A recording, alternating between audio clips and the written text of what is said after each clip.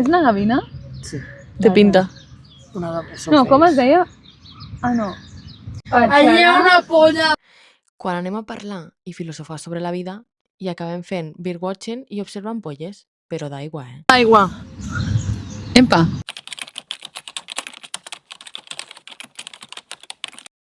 No, és que avui estem fent unes colònies i hem pensat que millor que dos anava a dir dos biòlogues, però jo no soc biòloga.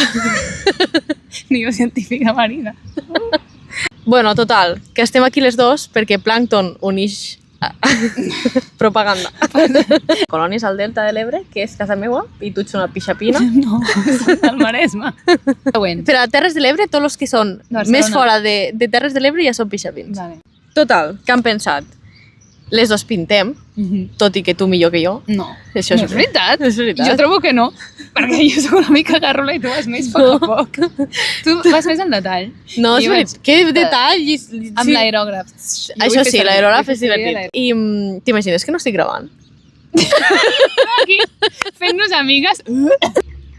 Un bon biòleg o naturalista ha de saber dibuixar. Perquè sí, abans no hi havia càmeres. Exacte, ja, sí. Clar, Darwin, els seus llibres, Estaven plens de dibuixos. que havia fet ell. Jo a vegades penso que soc més naturalista que científica. És com, tothom sap com és una balena, ara hi ha fotos, saps? Però a mi m'agrada pintar-la perquè, no sé, penso que potser si la gent li agrada veure, o si tant el procés com veure el dibuix al final, doncs també com els aproparé una mica com al món de la conservació. És que és molt relaxant tot aquest soroll. Sí, ojalà saber-los identificar també pel so. Això també s'està perdent. Oco, espera't! Ai, mare! Que és tiktoker.